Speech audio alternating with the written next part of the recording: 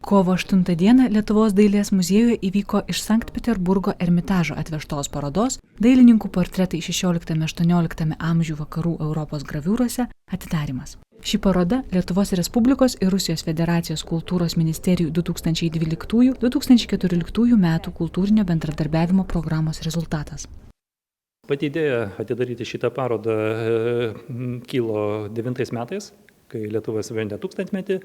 Na ir ta proga Peterburge valstybiniam Rusų muziejui buvo Mstislavo Dobužinskio paroda Senoji Lietuva.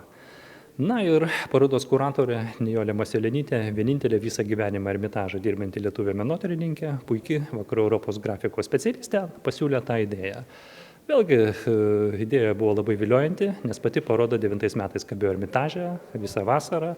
Na ir iki dabar užėmė paruošiamasis laikas. Paroda be abejo vertinga labai, nes vis tiek Ermitažas tai yra vienas iš 3 svarbiausių, didžiausių, geriausių pasaulio muziejų. Tai yra pirma Ermitažo paroda Lietuvoje. Na ir atvežėme 100 graviūrų, jos visos yra labai vertingos. Na, išskirt būtų galima kelias pavardės. Rembranto autoportretas, Van Dyko graviūros, Kalo puikiausia grafika. Ir vėlgi labai svarbu pasakyti, kad šie visi portretai sukurti gyviem esant tiem menininkam, kurie tenai pavaizduoti.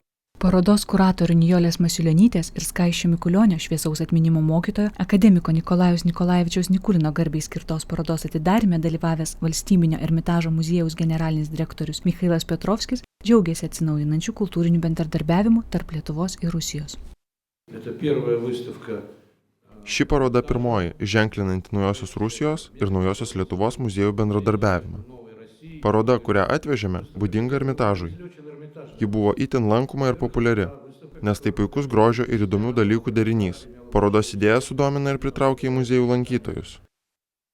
Pasak parodos kuratorės Nijolės Masiulionytės, portretas yra įdomus ir kaip konkretaus asmens atvaizdas, ir kaip savotiška sintezė, jungianti dokumentiką ir meno kūrinį. Atidarymo konferencijoje dalyvavęs Lietuvos Respublikos kultūros ministras Arūnas Gelūnas vertino progą pamatyti išskirtinius pasaulinio lygio šedevrus gyvai.